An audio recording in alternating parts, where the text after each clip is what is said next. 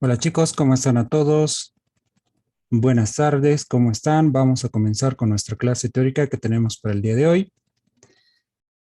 Bueno, hoy ya empezamos con una nueva unidad, que es la parte de pelvis periné.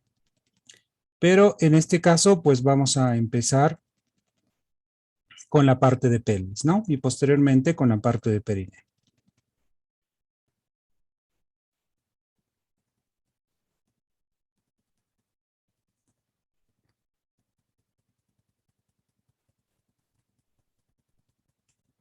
Muy bien, empecemos entonces. Creo que ya estamos todos.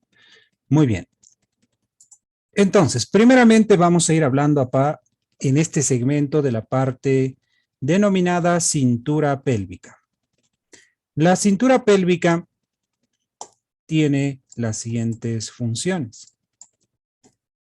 Pero antes, ¿qué es la cintura pélvica? La cintura pélvica es un anillo óseo, como podemos ver en esta imagen. Es un anillo óseo que tiene la forma de un cuenco, ¿sí? Tiene la forma de un cuenco que conecta la columna vertebral con los dos fémures que van a estar hacia el miembro inferior. Las funciones de la cintura pélvica son resistir el peso de la parte superior del cuerpo en posición sentada o en posición erecta cuando la persona se encuentra de pie. Otra función, transferir el peso desde el esqueleto axial hacia los miembros inferiores durante la bipedestación o la marcha. Es decir, que todo el peso corporal que tenemos en nuestro cuerpo pues va a recaer desde el esqueleto axial hacia los miembros inferiores durante la bipedestación y la marcha, ¿no? Durante cuando estamos de pie o cuando estamos caminando. También nos sirve para proporcionar inserciones de los potentes músculos locomotores y posturales. También nos sirve para que se inserten músculos de la pared abdominal y que también resisten fuerzas generadas por sus acciones. Entonces, la cintura pélvica, en resumen, podemos indicar que es un anillo óseo que tiene la forma de un cuenco. Entre otras funciones que tiene, entre otras de sus funciones, podemos indicar que la cintura pélvica también contiene y protege vísceras pélvicas, entre ellas las porciones inferiores de las vías urinarias y los órganos reproductores internos. También algunas vísceras abdominales inferiores, como ser los intestinos. Habíamos indicado que en el abdomen no solamente se localizan los intestinos, sino que esos intestinos descienden y también entran dentro de la cavidad pélvica, dentro de esta estructura que tenemos de color verde, ¿no? Que es la cintura pélvica. Así que muchos órganos van a ingresar del intestino, como ser el recto, por ejemplo, que es uno de ellos muy importantes, y también, ¿por qué no decir la parte, pues, del ciego, la parte del ciego, del apéndice, ¿no? Que también van por el otro extremo del lado derecho. También, aparte de vísceras abdominales inferiores, también nos permite el paso de porciones terminales. Sobre todo en las mujeres, nos ayuda también a poder localizar o albergar, en este caso al feto, ¿sí? Cuando el feto pues va desarrollando dentro del útero, pues ese feto va creciendo y va ingresando dentro de la cavidad pélvica para que llegue un momento y de ahí pueda ser expulsado por el canal de parto. También otra de las funciones que habíamos indicado, aparte de proporcionar sostén a las vísceras abdominopélvicas, también pues sostiene a el feto, ¿no? Durante un embarazo que nosotros llamamos el útero grávido. El útero grávido es la presencia de un feto que va a localizarse dentro del útero. A eso llamamos útero grávido, ¿no? Es una madre gestante en este caso. También proporciona la inserción de los cuerpos eréctiles de los genitales externos. Por ejemplo, pues cuando hablamos de genitales externos, tenemos que referirnos, pues en el sexo masculino, pues a este órgano que es el pene, y en el sexo femenino, pues tenemos a la parte de los labios, a la parte de la vulva, donde están los labios mayores, labios menores. Bueno, además proporciona inserción para los músculos y membranas que van a formar el suelo de la pelvis. Aquí está un dato muy importante. Este anillo en la parte inferior va a estar cerrado por un segmento que nosotros le llamamos el diafragma pelviano. El diafragma pelviano es el que va a cerrar el orificio o la abertura inferior de la pelvis. Si esto estuviera abierto, pues los intestinos pueden salirse. Entonces, para que no pueda salir los intestinos, tiene que estar cerrado por esta membrana llamada diafragma pélvico, o también lo llaman el suelo de la pelvis. Así que estos músculos que van a cerrar, pues se van a insertar en el anillo de la cintura pélvica. Así que esas son todas las funciones que tiene, ¿no? Tiene una variedad de funciones, ¿sí? Mucha variedad de funciones. En sus generalidades, pues la pelvis se divide en dos regiones. Una pelvis mayor, que es falsa, esto que tenemos de color verde, ahí tenemos de color verde claro, pelvis mayor. La pelvis mayor es considerada falsa. ¿Por qué? Porque va a formar parte del abdomen, es decir, que muchos órganos van a llegar abdominopélvicos, van a llegar hasta la pelvis mayor. Entonces la pelvis mayor es falsa porque se relaciona más directamente con el abdomen.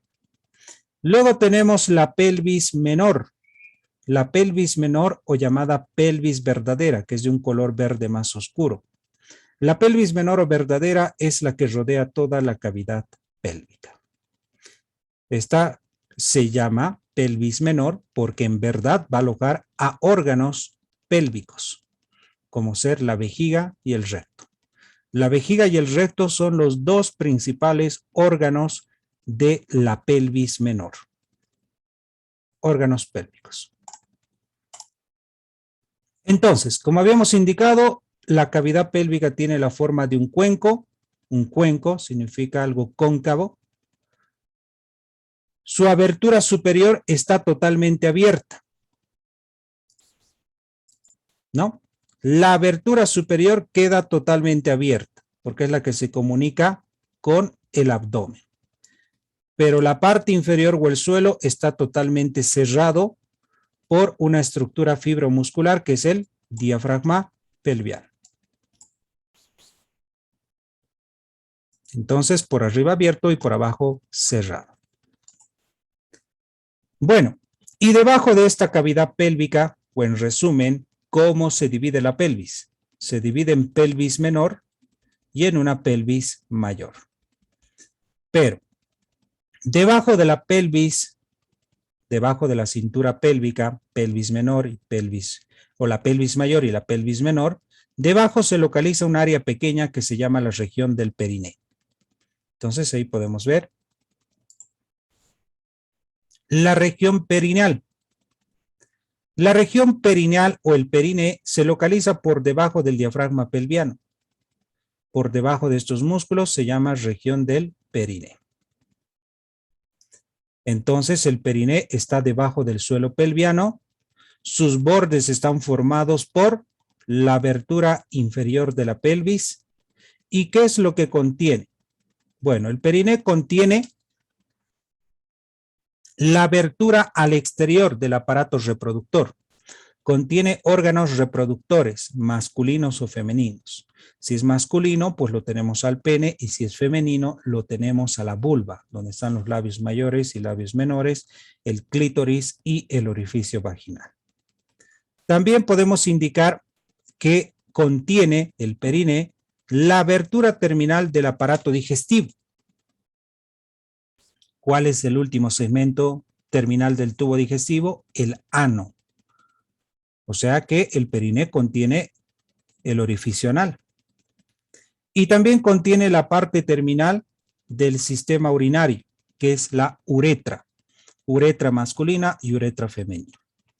Y finalmente, pues las raíces de los genitales externos, ¿no? Que acabo de mencionar, que son la vulva en el sexo femenino y el pene en el sexo masculino.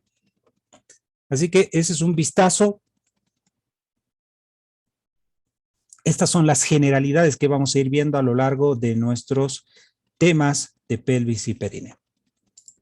Pero vamos a empezar entonces, eso lo que acabamos de hablar son generalidades de la pelvis y perineo. Así que primeramente vamos a empezar a hablar netamente de pelvis. La pelvis, vamos a hablar de su esqueleto de la pelvis, que está conformada por huesos. ¿Cuáles son los huesos de la pelvis? Los huesos de la pelvis son los huesos coxales, que son todos estos dos huesos coxales. Estos huesos coxales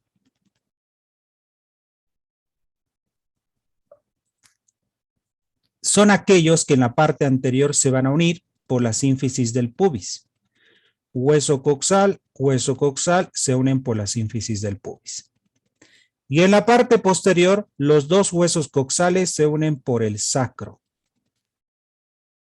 Y por debajo del sacro está el coxis. Y todo en conjunto se llama pelvis. Entonces la pelvis está formada por dos huesos coxales, el sacro y el coxis. Empezaremos a hablar por los huesos coxales.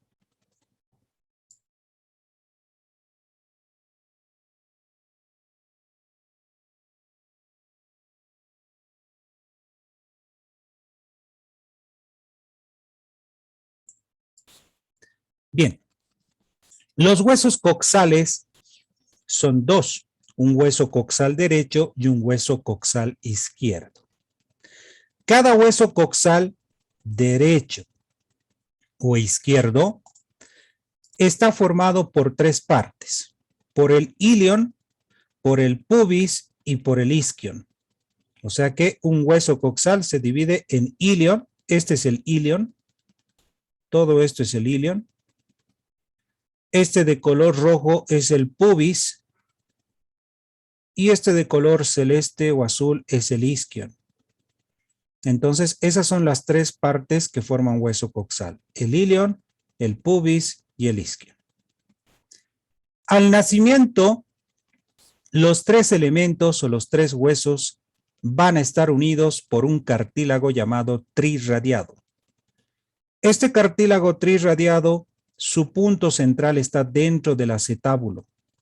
Este es el punto central del cartílago trirradiado, que está dentro del acetábulo. ¿Para qué sirven estos cartílagos trirradiados? Para unir y formar el hueso coxal. Se dice que durante la etapa de formación, durante la etapa embrionaria, cuando se está desarrollando la pelvis, el hueso coxal, este está separado. O sea que en el feto está totalmente separado el ilion, el pubis y el isquion. Pero al nacimiento, el momento que nace, se unen estos tres huesos. Y cuando se unen es gracias a este cartílago llamado trirradiado. Tras la pubertad, después de la pubertad, el ilion, el pubis y el isquion se fusionan. ¿Qué significa? Que desaparece el cartílago trirradiado. ¿Cuándo aparece este cartílago? Al nacimiento. ¿Cuándo desaparece el cartílago trirradiado? Después de la pubertad. Ahí desaparece y se fusiona, se pega, se fusiona, desaparece el cartílago y queda un hueso fusionado, así como lo estamos viendo. Un hueso entero que llamamos el hueso coxal. Entonces eso pasa después de la pubertad. Pero bueno, esa es su historia un poco del hueso coxal. Pero nosotros lo que debemos saber en realidad es esto que sea dividido o que sea fusionado, igual lo estudiamos anatómicamente por partes. O sea que anatómicamente lo vamos a estudiar igual el ilion, el pubis y el isquio por separado, ¿no? Pero esa es la historia, que al final el hueso coxal está unido por este cartílago trirradiado que desaparece después de la pubertad. Bueno, empezaremos a detallar. Ilion. El ilion está en la parte más superior del hueso coxal. Está aplanado de delante hacia atrás y tiene la forma de un abanico. Abanico. Para algunos, creo que lo conocen como leque, el leque, ¿sí? Algunos lo conocen de esa forma, el abanico. Entonces, este abanico es el que le da la forma al ilion, ¿no? Este ilion se divide en dos partes. La ala del ilion, que corresponde como a la parte más amplia del abanico, y tenemos el cuerpo del ilion. El cuerpo del ilion o mango del ilion, ¿no? Que es como para agarrar el abanico.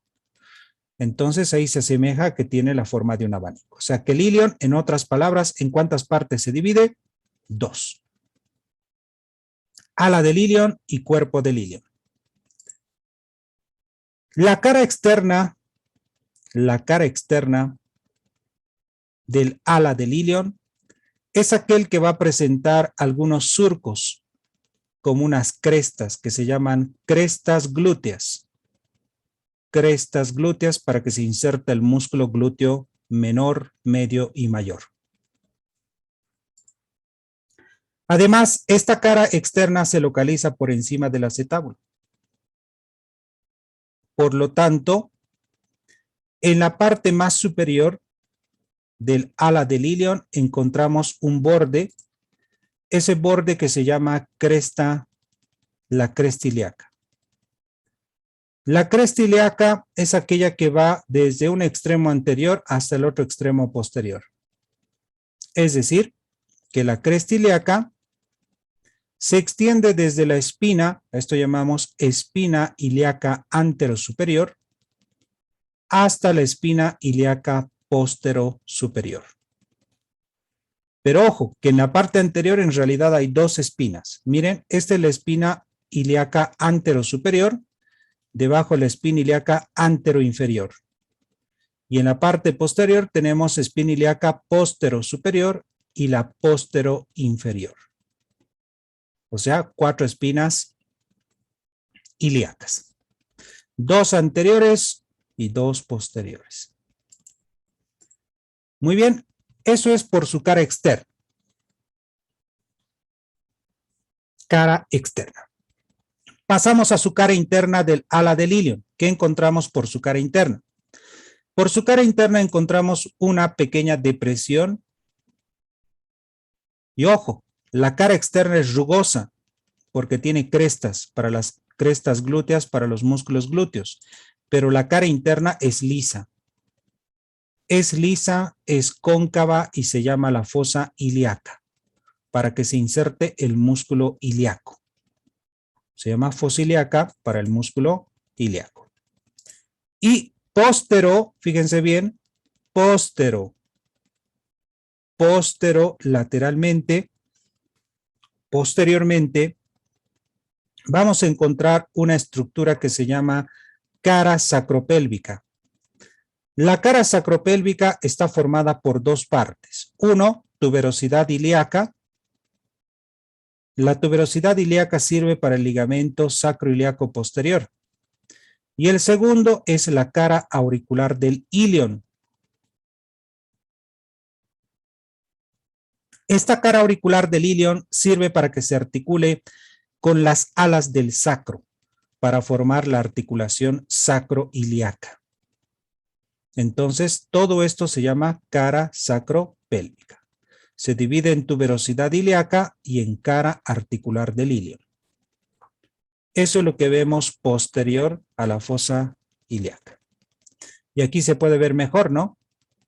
La cresta ilíaca. Pero ojo, un datito más. Si esta es la cara externa, esta es la cara interna, entre las dos caras se encuentra el borde superior que está denominado como cresta ilíaca. O sea que la cresta ilíaca es el borde que separa la cara externa de la cara interna. La cresta ilíaca.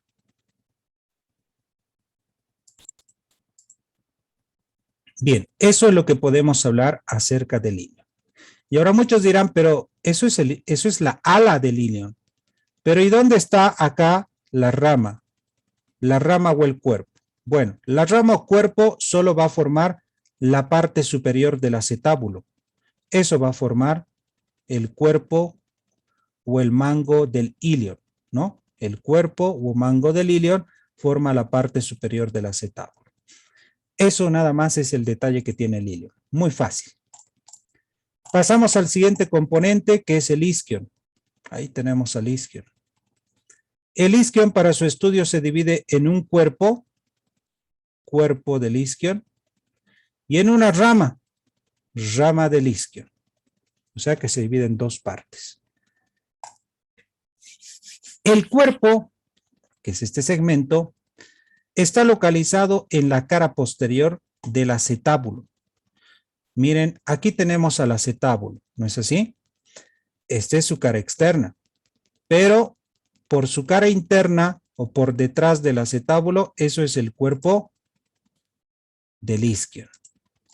O sea que esto se llama cuerpo del isquion y por su cara externa es el acetábulo, por si acaso. Entonces el cuerpo forma la parte posterior del acetábulo y este cuerpo forma parte del agujero obturador. Forma parte del agujero obturador.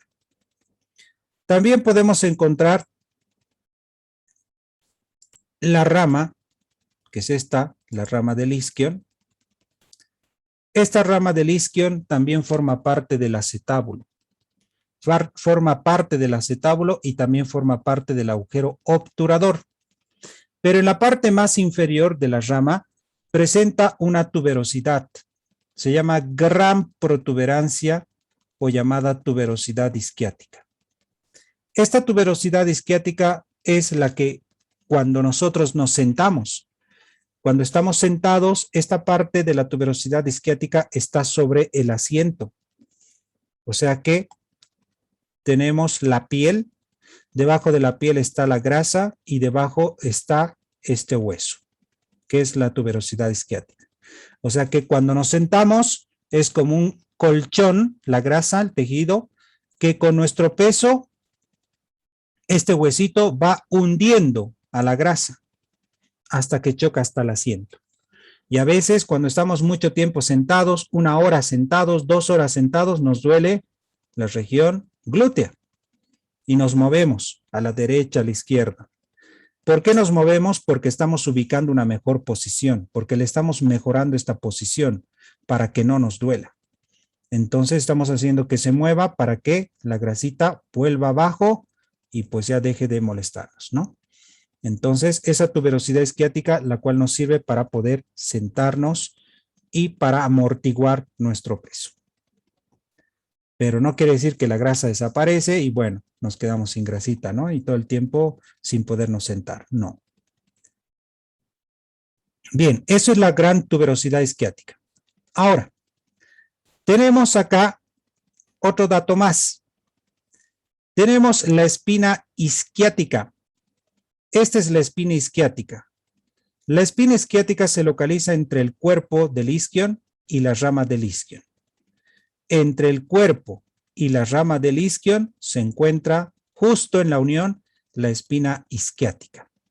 Esta espina isquiática me va a formar dos escotaduras. Las escotaduras o llamadas incisuras. Incisura isquiática mayor y la incisura isquiática menor. O sea, así más o menos lo vemos. La espina ciática, si también se la llama, ciática o isquiática, por encima la escotadura o incisura ciática mayor y la incisura ciática menor. ¿Quién forma esas dos incisuras? La espina ciática o isquiática. Así que eso es simplemente lo que podemos hablar del isquion. Ahora, el isquion, como ustedes pueden ver, ¿cuántas partes tiene el isquion? 2, cuerpo y rama. Esta rama del isquion se va a unir a la rama inferior del pubis. Pero esta rama del isquion también va a formar parte del agujero obturador. Así que veamos. El pubis. El pubis es el que constituye la parte anterior e inferior del hueso coxal. Para su estudio, el pubis se divide en 3 partes. ¿Cuáles son esas 3 partes? Este es el cuerpo, una rama superior y una rama inferior. O sea, 3 partes. Cuerpo del pubis, rama superior del pubis y la rama inferior del pubis. El cuerpo del pubis, que es este segmento, es aplanado en sentido dorso-ventral. Se va a articular con el del lado opuesto para formar la articulación de la sínfisis del pubis. O sea, hueso coxal derecho y hueso coxal izquierdo se unen por la sínfisis del pubis. Es así que el cuerpo del pubis va a presentar una carilla articular y esa carilla pues sirve para articularse con el otro hueso coxal y formar la articulación de la sínfisis del pubis, ¿no? Que más o menos se vería así, como en este caso. Este es el cuerpo del pubis y forman la articulación de la sínfisis del pubis. Entonces, este es el cuerpo y cuerpo del pubis. Esta es la rama superior y esta es la rama inferior del pubis.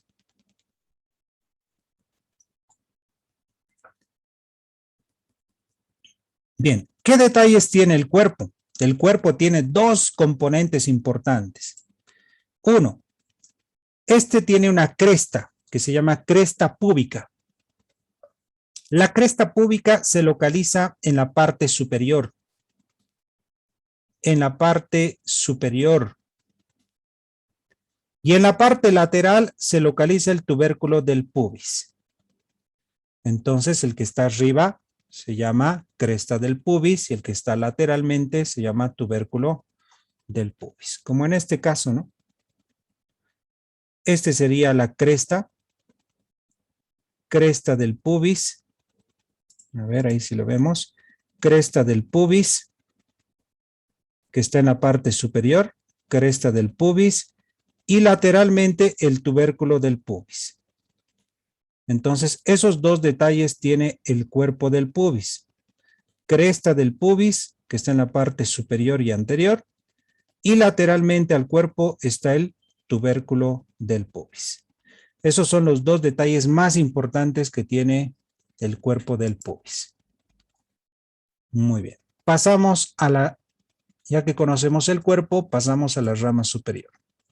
La rama superior del pubis se proyecta en sentido posterolateralmente, es continuación del cuerpo del pubis y además esta rama superior del pubis se dirige hacia la parte del ilion. Y lo más importante que encontramos en la rama superior es una elevación lineal que se llama el pecten del pubis o llamada cresta pectínea, que esta va a formar parte de la línea terminal y la abertura superior. O sea, en otras palabras, a ver, voy a volver a ver esta imagen, esto, ¿no? Esta es la rama superior del pubis y en la parte superior tiene una elevación lineal que se llama la cresta pectínea o llamada el pecten del pubis. Entonces es una elevación lineal como una línea, pero es elevada y afilada que se llama el pecten del pubis. ¿Dónde está? En la rama superior del pubis. Bien, rama inferior del pubis. La rama inferior del pubis va a formar parte del agujero obturador y lo más característico, se une a la rama del isquion. Se une a la rama del isquion.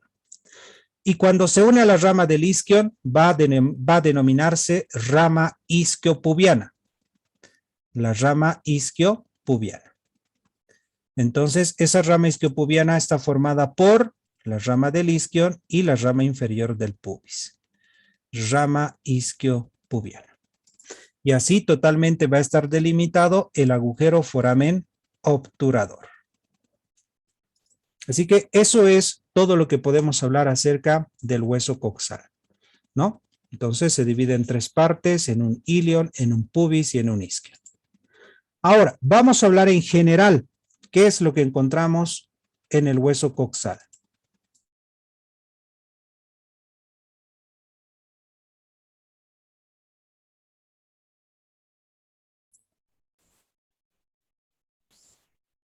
Bien, en la cara externa del hueso coxal vamos a encontrar dos detalles importantes.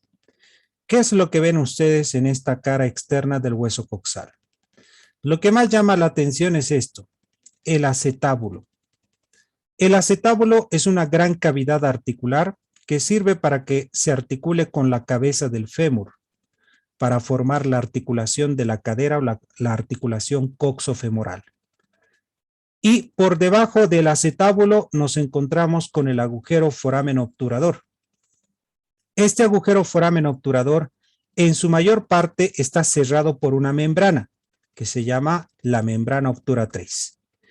En su parte superior pues va a presentar una pequeña abertura que se llama el conducto del obturador. Entonces el agujero obturador está cerrada por la membrana obturatriz, pero en la parte superior presenta una abertura que se llama el conducto del obturador. Así que esos son los únicos dos detalles que encontramos en la cara externa o cara lateral de todo el hueso coxal, ¿no? Son dos características importantes. Bien, cuando hablamos de bordes, pues hablamos en general. Bordes posteriores, pues están formadas por esto, ¿no? Este es el borde posterior. Todo lo que estoy mostrando es el borde posterior. Está formada por las espinas ilíacas póstero-superior, póstero-inferior, por la escotadura o incisura isquiática mayor y la incisura isquiática menor. Y su borde anterior, pues está formada por la espina ilíaca antero-superior, espina ilíaca antero-inferior y el tubérculo del pubis. Esos son los detalles que vemos en el borde anterior del hueso coxal. Y borde posterior, ¿no? Que es este otro. Bien, otro dato más podemos indicar que los huesos coxales tienen la forma irregular, están presentadas en dos partes, como ya lo habíamos indicado, una parte superior, que es parte de la pelvis falsa, pelvis mayor, y una parte inferior que es la pelvis verdadera, ¿no? Que aloja órganos pélvicos verdaderos. Bueno, hablamos del sacro. El sacro, ¿qué forma tiene? Tiene la forma de un triángulo invertido, con una base superior y un vértice inferior. Está formado el sacro por la fusión de 5 vértebras sacras. Este es el sacro S1, S2, S3, S4 y S5. Las 5 vértebras sacras se unen y se fusionan unas sobre otras, ¿no? Bueno, la base. La base generalmente, como tiene la forma triangular, la base se va a articular con la vértebra lumbar 5, que es esta de acá, para formar la articulación lumbo-sacra. Y ahí también se forma el promontorio. El promontorio es una pequeña angulación que se forma gracias a la L5 y a la S1. Eso se llama el promontorio. Así que la base se articula la S1 con la L5.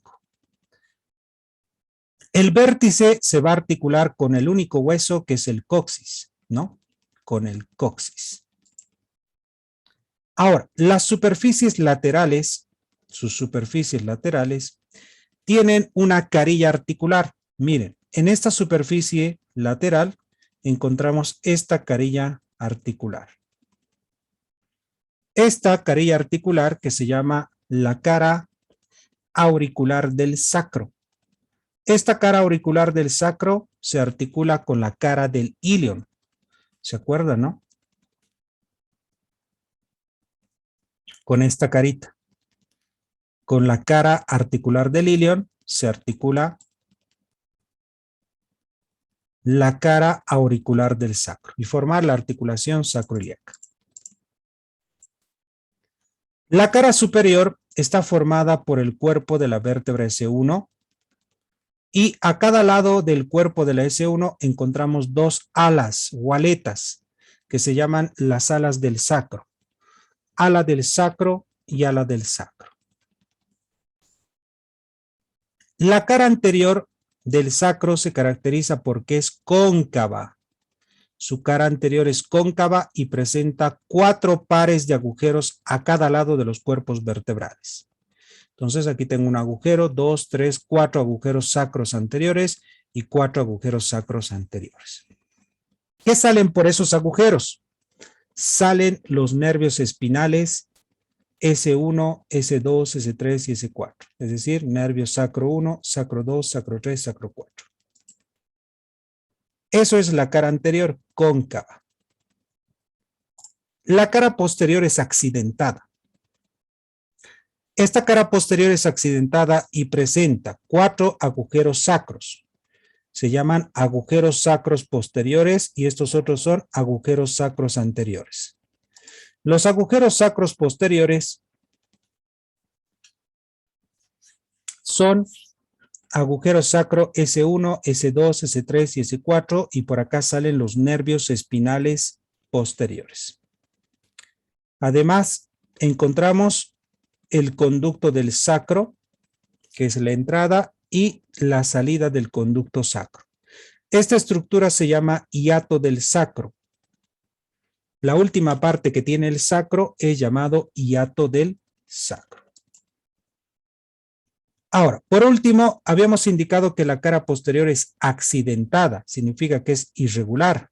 Entonces va a presentar lo siguiente, de medial a lateral. ¿Qué detalles anatómicos tiene? 1. Procesos espinosos, o también llamadas crestas sacras medias. Cresta sacra media. Luego, lateralmente, la cresta sacra intermedia. Cresta sacra intermedia. Los agujeros sacros y la cresta sacra lateral. Eso es todo lo que vemos de la línea media hacia la izquierda o hacia la derecha. Repito, crestas sacras medias, crestas sacras intermedias, los agujeros sacros posteriores y la cresta sacra lateral. Entonces, 3 crestas, ¿no? Cresta sacra media, cresta sacra intermedia y cresta sacra lateral. Entre la cresta sacra intermedia y la lateral están los agujeros sacros posteriores. El coxis, el último segmento. El coxis es la porción terminal de la columna vertebral. Contiene 4 vértebras fusionadas, que se llama coxis 1, coxis 2, coxis 3 y coxis 4. 4 vértebras fusionadas. Tiene la forma triangular de un triángulo invertido. La base está orientado en sentido superior.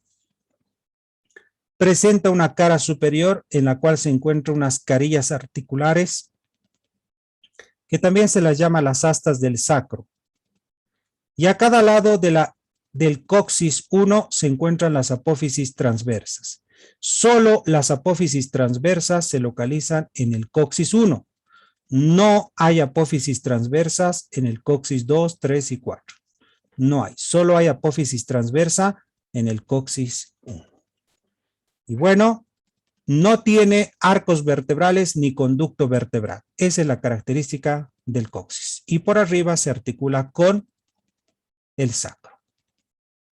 Así que ese es su dato más importante del sacro y el coxis. Bueno, enseguida les mando el ID de la contraseña para ver esta parte, ¿no? Pero hasta aquí es lo que hemos concluido, los huesos de la pelvis.